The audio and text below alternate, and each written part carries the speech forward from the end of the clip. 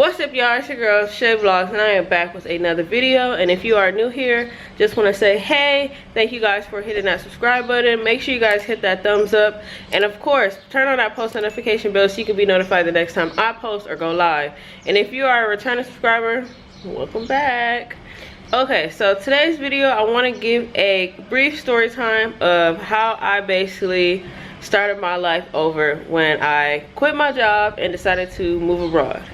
So back in, what was that, 2019, was it 2019? No, 2020, towards like August, I started to get these really crazy like health problems where I couldn't explain what was going on with me. I had never experienced anything like this before. I went to, for the first time in my life, I went to a few dermatologists. I'm going to see what's going on with my hands and my eczema.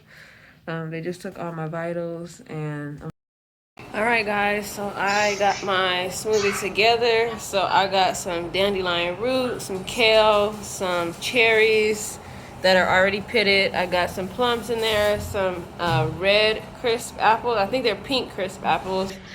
All of them wanted to just put me in clinical trials, but I'm like, can you guys even explain what the root of the problem is? Like, do you guys even know what's going on with me?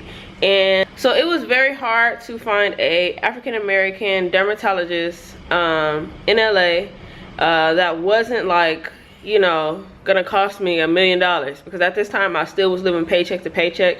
I wasn't making that much.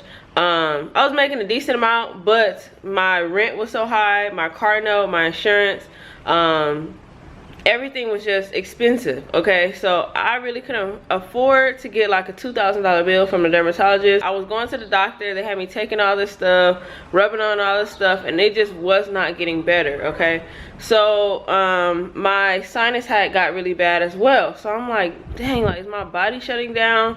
What's going on with me? I was just basically freaking out because I had no idea what was happening. So I decided, hey, okay, our lease is up. Well, yeah, it was up. We were paying month to month at that time. So I decided, let's go ahead and move. Like, the apartment that we were living in was crap. Like, I hated that apartment downtown.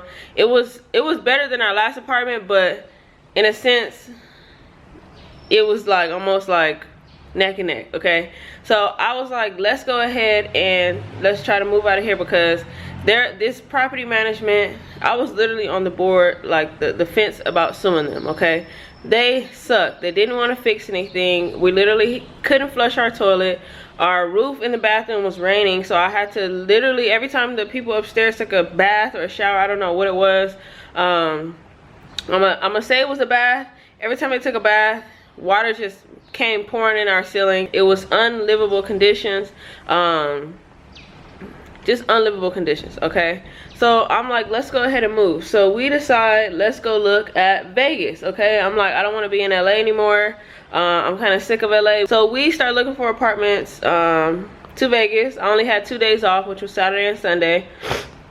So I would drive to Vegas with my brother on one of those days of the weekend. We would go look at a bunch of apartments that day, see which one we liked. If we liked it, you know, of course, apply for it. So we have found a couple of them that we really like. This is SW Apartments. This is the view from the second floor. Units come with a TV, and we have washer and dryer here. Master bathroom. Okay.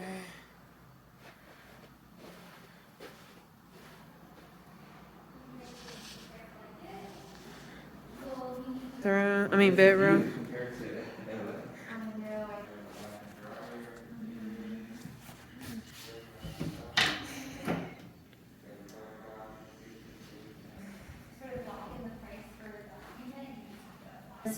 Once you apply, the security deposit will be based off of your screening and background results, and that process can take about 3 to 7 business days.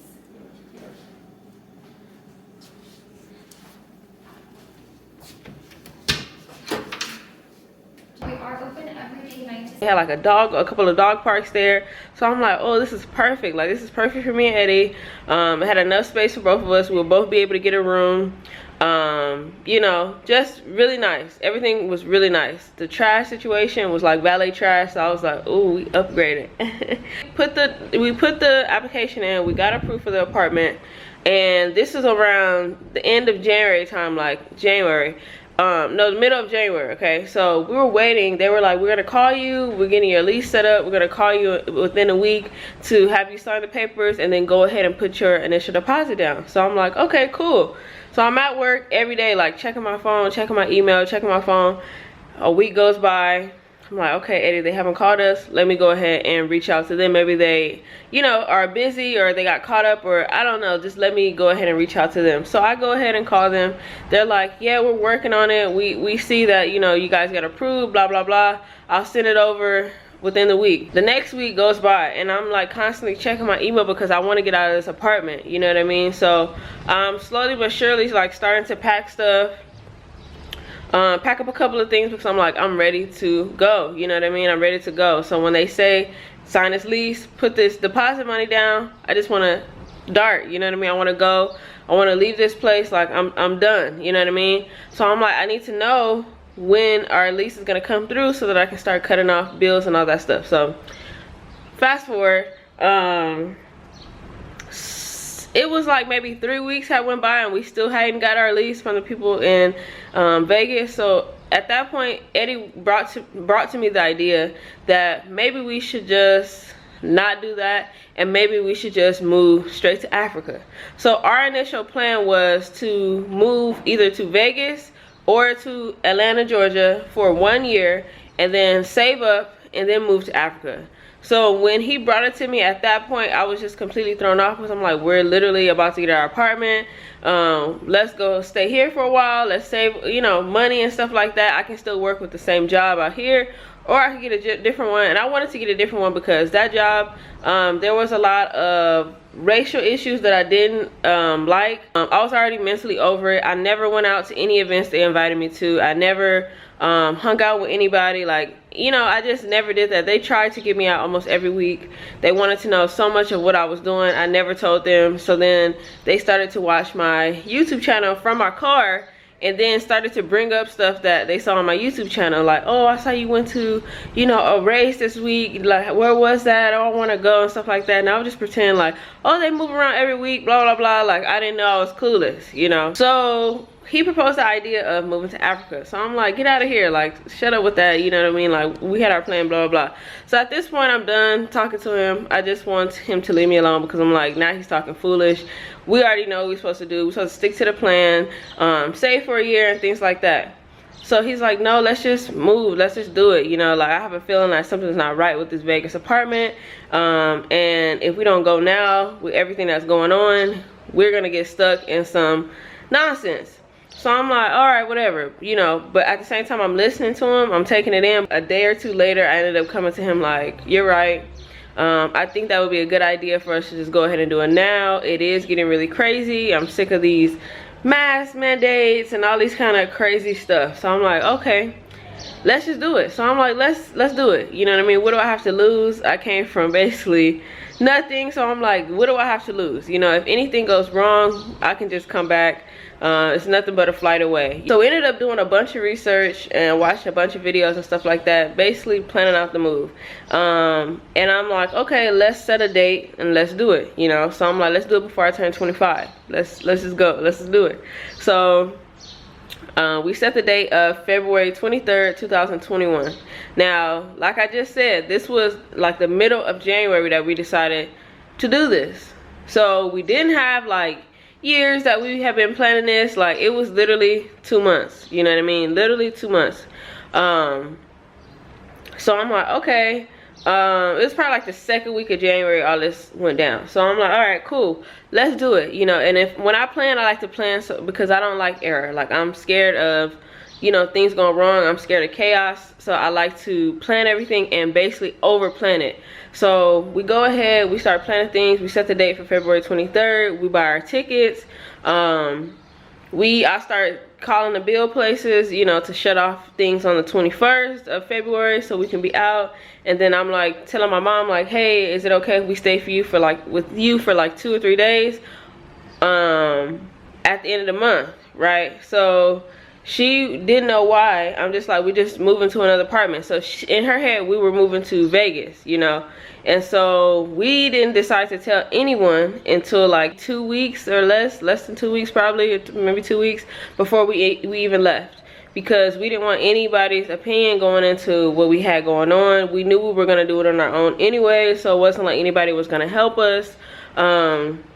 They were only gonna offer up thoughts and opinions, and that wasn't something that we were super interested in. We were just like, we want to do this for us, and we know you guys are gonna have, you know, certain reservations about us moving to an entire different country, literally across the world, you know what I mean? Of course, who wouldn't? My job had been pressuring me to take my PTO, and I had a PTO and vacation days. So they're like, take these days, take the days, take the days. So I had like maybe 3 weeks saved up of PTO. So what I did was work until 2 weeks before I left. Then I put in my time. So I'm like, I'm going on vacation. I'm going to go visit my dad, because they were all in my business. So I couldn't post anything on social media. I didn't post anything on Instagram. I didn't post anything on YouTube. I didn't say anything. I'm at work, right? I'm at work in my work van. I'm buying suitcases. I'm buying, you know, electrical chargers. Like, I'm doing all kinds of stuff at work. I'm literally pulling up to my car. I will park around the corner on purpose. So I'll pull up to my car, put my suitcase and all the stuff that I bought inside of my trunk, and then I would go drop the work van off and then go home. So I go ahead and I take my 3-week vacation. And so the 2 weeks that I'm off, I'm basically getting the last couple of things. I'm shopping. I'm doing a vlog every day for the month of February. I did a little like personal vlog on my phone, basically doing the countdown of each day and how I was feeling, what I was doing that day, what I needed to get done, all that kind of stuff. So it's coming down to the time that we need to fly. We had a couple mishaps with the pets being able to be on board of the plane when I was leaving. So I had to push back my flight until March 4th, okay? So my brother left February 23rd and I left on March 4th, okay? So with the pets. So I'm like, I'm leaving. I still have a few days on my, I have maybe like a week left on my PTO. And my job was like texting me like, hey, so after this vacation, like, are you gonna be back? We haven't heard from you, blah, blah, blah. We just wanna make sure like you're gonna come back to work. A few days go by, maybe like I have like 4 days left. They text me again like, hey, we want to make sure you're coming back to work. I'm like, you know what? I'm feeling kind of sick. To go get the test, you know, blah, blah, blah. They're like, okay. So I don't respond to them for like 2 days because they're literally blowing up my phone. So I'm like, you guys, I'm feeling sick. Like, can you just give me some time so I could go and, you know, take myself to the doctor so I can get this test and stuff like that, so I can give you guys the results so that you can do the time off, which was another 2 weeks. But they started calling my cousin, they started calling my mom, like all my emergency contacts, they started calling them, hey, like, we heard Chey has this, and, you know, we want to make sure she's okay, and is she gonna come to work? Do you know, where is she now? Like, all kind of invasive questions. So my cousin called me like, hey, like, your job just called me. They're asking me like, are you sick and are you gonna come to work and blah, blah, blah, blah, blah. Like, where are you? Are you in the hospital? Like, all kind of stuff. So I'm like, this is getting too much. Now, at this point, I'm literally about to leave. Like, I'm at LAX, my cousin is telling me. So I'm like, okay, I'll deal with it when I get to Turkey. Like, I'll call them and stuff like that when I get to Turkey. Take that 16-hour flight, I get to Turkey. I'm in the airport, I turn my phone on. I got maybe like 10 messages and missed calls from 2 people that I work with at my job. And basically they're like, we need to know, where's your stuff, blah, blah, blah. And at this point, I still had a couple of days on my, like I said, on my PTO, my vacation days, or whatever you want to call them. I still had a couple of days. So I had like 3 more days or 2 more days or something like that. But they're like, we need it now, like, we need it now. And I'm like, okay, bro, like, at this point, you get on my nerves. I text them a long message basically saying like, hey, you guys are harassing my emergency contacts. That's not what it's supposed to be for. I thought you guys were more professional than this. Things of how you pay your bills, how you, you know, set up certain things. But I'm like, you guys all that, you know, how you find more than find homes. Airbnbs, like hotels and everything. It details and you guys everything in that book. Even the process of contacts you guys import or export your pet from what's going on with me and all kind of stuff. Like it's and just where to find all that information. Multiple calls and texts to them in my book. So go ahead and click the link down below. So I'm like, you know what? And get you a copy. You guys don't have to worry about me. I just won't come back. The price will not whatever I have to deal with on my own. Adding some more products to my website. It is what it is. As soon as I do that, so they're like, oh, so are you quitting? Okay, and it's gonna go up. Basically, I'm telling you, it's gonna go up because you guys are harassing my emergency contacts. I can't even go to the doctor in peace to go get my results. You guys know it takes a couple of days to get the results, and you guys are harassing me. It's been literally like 24 hours, and you guys are harassing me. I told you I took the test this morning. You guys are harassing me for the results. It takes 24 to 48 hours to get the results if you do the regular test. So I'm like, there's no way that I could have got it in 16 hours. Like, can you guys chill out? So they're like, oh, like, we're so sorry. Like, we'll basically give you some time. Go ahead and do it. I said, you don't have to worry about it. I won't be coming back. Quit my job in the airport at Turkey while I was literally panicking looking for my dog because I couldn't find him for like 2 hours. So yeah, then in the next, I think it was like another like 8-hour flight or something like that to Tanzania. So we took that flight. We touched down at Tanzania at like 3 a.m. That process was a lot smoother. There was a little bit of stuff of me showing like the paperwork with the pets, but that's just expected.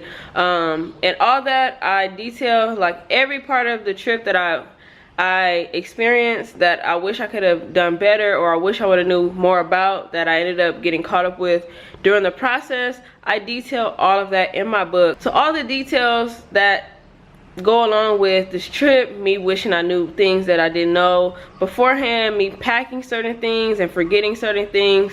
I did the best that I could with the knowledge that I had, and it wasn't much out there of like what you need to take. So what I learned during the way is what I put in my book. So if you guys haven't already, go ahead and get that book. It's called Abroad to Africa. No, it does not mean that you have to necessarily move to Africa. This is for any country that you move to outside of the US, what you would need.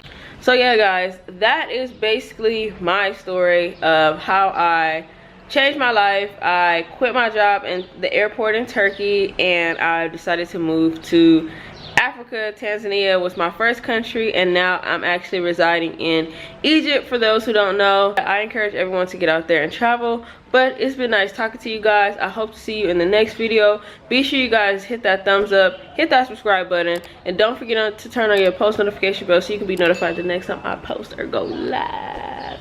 And until next time, peace.